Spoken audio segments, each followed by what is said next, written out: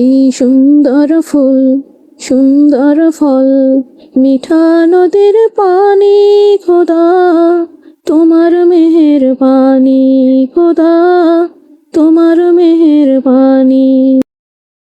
আসসালামু আলাইকুম সবাইকে। কেমন আছেন সবাই? নিশ্চয়ই ভালো আছেন। আর আলহামদুলিল্লাহ আপনাদের দোয়া আর আল্লাহর অশেষ রহমতে আমরাও ভালো আছি। তো ভিডিও শুরুতেই বলবো যে যেখান থেকে আমার ভিডিওটি দেখছেন, কাছে থেকে বা দূরে থেকে, দেশ থেকে বা দেশের বাইরে থেকে, প্লিজ ছোট্ট একটা লাইক দিয়ে আমার পুরোটা ভিডিও কন্টিনিউ করবেন।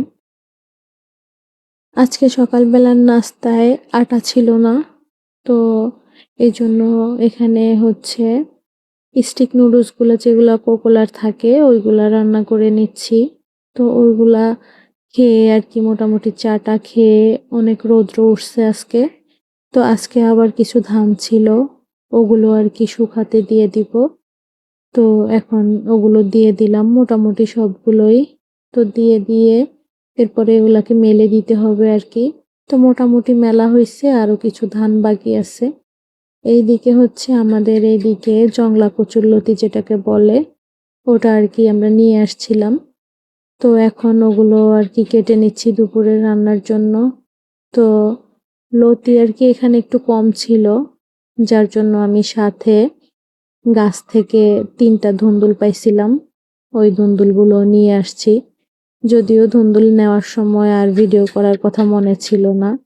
আসলে সংসারের কাজ এত বেশি থাকে যে সব সময় আর ভিডিও অন করতে মনে থাকে না। তো যাই হোক, এদিকে লতি কেটে রান্নাটাও বসাই দিচ্ছি আর কি। রান্নাটা বসিয়ে আবার এদিকে ধান মেলতে চলে আসছি। তো যাই হোক, ধানগুলো একটু পর পর আর কি নেড়ে দিতে হয়, তাহলে রৌদ্র সুন্দর মতো লাগে আর কি, এই জন্য। তো ধান নাড়া শেষ করতে না করতে এদিকে লতি রান্নাও শেষ হয়ে গেছে। আর হচ্ছে এখানে মিষ্টি কুমড়া রান্না করতেছিলাম আর কি। তো মিষ্টি কুমড়া রান্না শেষে রান্না মোটামুটি আর কি শেষের পথে এদিকে আপনাদের ভাইয়া বাজার থেকে মাছ নিয়ে আসছিল।